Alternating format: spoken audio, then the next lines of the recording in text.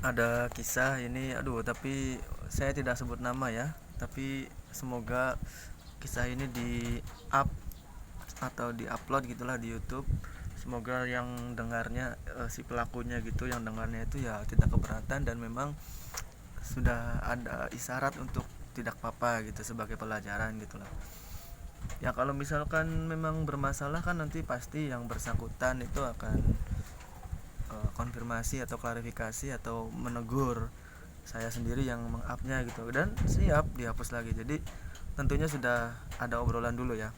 Jadi ada kejadiannya gini kan, saya pribadi kan dengar bahwasanya kiai-kiai sepuh di Jawa, ya khususnya di Jawa dan banyak lah kiai-kiai sepuh yang bilang itu bahwasanya NU itu ngualati. Apa ya kalau diterjemahkan itu, NU itu bisa bikin kualat. Hati-hati dengan NU, jangan menghina NU, jangan macam-macam sama NU, karena NU itu ngualati, bisa memberikan kualat. Artinya bukan NU itu galak, bukan NU itu serem, bukan, tapi sama aja kayak wali lah. Wali itu sangat rahmat kepada umat manusia, berharapnya umat itu diampunin, doa semoga umatnya diampunin, semoga tidak ada yang disiksa karenanya gitu, karena menyakiti si wali.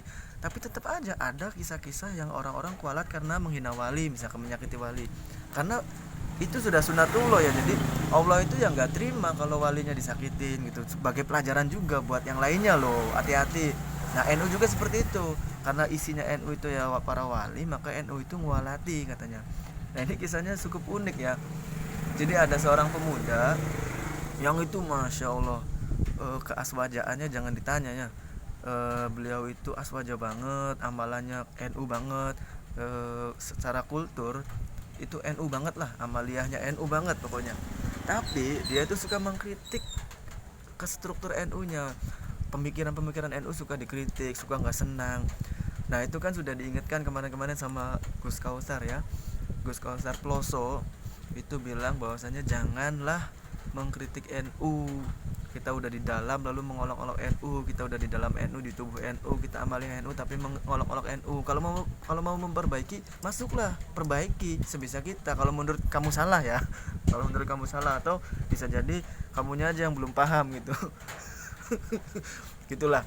Jadi ya itulah, jadi jangan gampang menghina mencaci lah. Kalau mau memperbaiki silakan, silakan, saran-saran kritik silakan, coba aja. Nah kaliannya siapa gitu kan, ya udah, ada porsinya masing-masing lah. Mau kritik bagus, nyatanya banyak kok di bawah-bawah itu yang mengkritik tentang kepengurusan NU, banyak masukan-masukan kan, boleh dalam organisasi normal, sah-sah saja gitu ya. Jadi ketika itu dia sering nggak terima terhadap NU, menghina, mencaci maki, mengkritik dengan, bahkan dengan bahasa-bahasa kasar kepada tokoh-tokoh yang nyeleneh. Suatu ketika ya, walaupun ini juga ya nggak tahu ya bahasanya apa karena kualat apa enggak, tapi kan ya sah-sah saja kalau ada asumsi gitu sebagai pelajaran ya, tapi nggak diyakini, terserah itu mah, yang tahu hanya Allah ya, Allahu a'lam.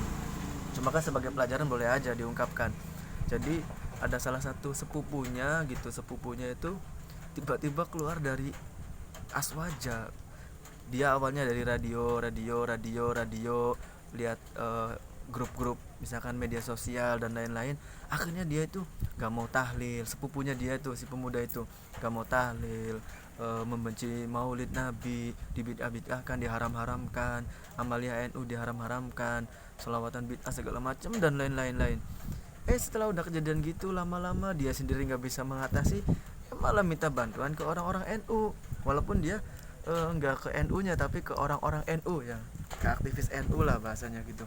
Nah jadi ini tuh sebenarnya kayak apa ya, lucu banget kalau diteliti gitu. Jadi dia yang menghina NU, ketika udah kejadian gitu malah butuh butuh sama NU, dan untuk memperbaiki itu curhatnya sama orang NU.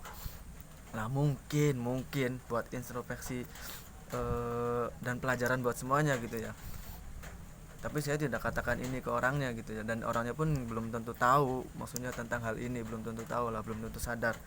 Jadi ya itulah, mungkin karena dia menghina NU berlebihan akhirnya ngewalatin, jadi di ditegur bahasanya lah, diingatkan gitu, bukan ditegur, diingatkan.